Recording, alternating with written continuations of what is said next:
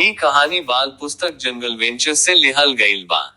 एकर लेखक श्री सतीश मिश्र जी बानी। ई कहानी एगो किसान आ एगो नीलगाय के हा। गोपाल एगो किसान रहन, जे गंगा के उपजाऊ मैदानी इलाका, बिहार के भोजपुर जिला में रहत रहन। उनका लगे 10 बीघा खेत रहे, जहां ऊ बासमती धान उगावत रहन। गोपाल के बासमती धान आपन सुगंध खातिर दूर दूर तक नामी रहे आ उसे उनका के नीमन आमदनी होत रहे। लेकिन खेती हमेशा आसान ना रहे।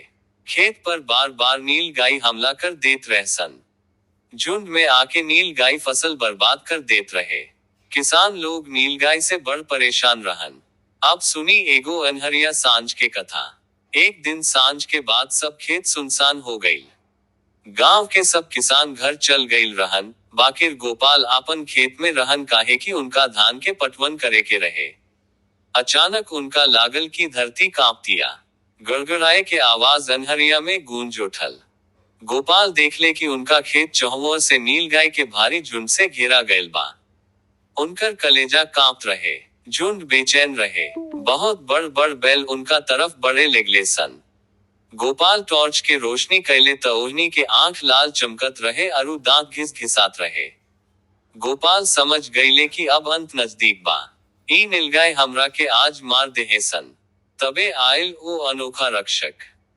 जब सब नीलगाय लोग उनका पर टूट पड़े वाला रहे, उहे बेरा झुंड में से एगो नीलगाय छलांग लगा के गोपाल आ दोसर सब नीलगाय के बीच में खड़ा हो गई। गोपाल अवाक रह गई। बाकी नीलगाय अजीब घोड़ घोड़ बोले लागल।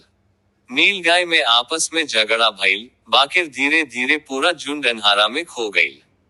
बस अकेले वो नीलगाय रह गई जे गोपाल के बचवलस। गोपाल भावुक हो गईल आ जमीन पर गिर पड़ल। उनका आंख से लो बहे लागल। वो नीलगाय धीरे से उनका लगे आयल, सिर झुकवलश आ गोपाल के अपना मुंह से छुए लागल।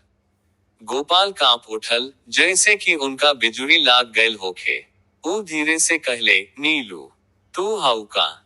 गोपाल के आवाज सुन के ऊ नीलगाय अरु भीरी आ गई। गोपाल विश्वासे ना करत रहे। ई त उहे 20 बरस पहले वाला बच्चा हा, जेकरा हम बचवले रही। भाग दोबारा ओकरा के मिला देहलश। अब जानी कि नीलू गोपाल के काहे बचवलस। 20 बरस पहले गोपाल किशोर लइका रहले। एगो बरसात के तूफानी सांझ में वो आपन खेत में काम करत रहले। खेत के नियरे बोरिन खातिर एगो गहरा गड्ढा खुदाइल रहे। उहे समय खेत पर झुंड में नीलगाय आके फसल खाए लागल। खतरनाक कुकुर के झुंड नीलगाय पर हमला कर देलस। नीलगाय सब भाग निकलल, बाकिर एगो छोटन बच्चा गड्ढा में गिर गईल। वो कांपत, भीजल आ डेराइल रोअत रहे। गोपाल बहादुरी देखा के कुकुर के भगा देलस।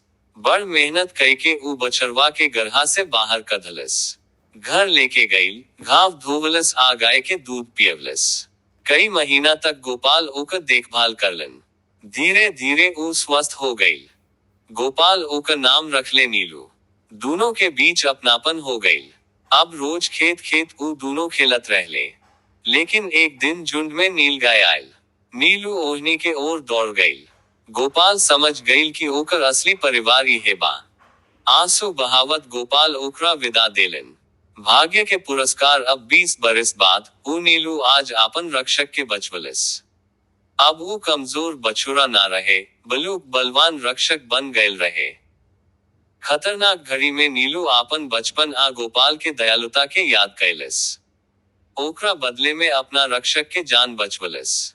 वो रात गोपाल हाथ जोड़ के भगवान के धन्यवाद कहलन। वो समझ गयलन कि नेकी कभियो व्यर्थ ना जाला। जिंदगी अजीब तरीका से भलाई के वापस कडेला। एक कथा के सीख, महादेव सबके मदद करे खातिर रास्ता निकालेलन। अगर हमनी के दोसर लोग के सहायता करब जा, त नेकी घूम फिर के लौट के आई।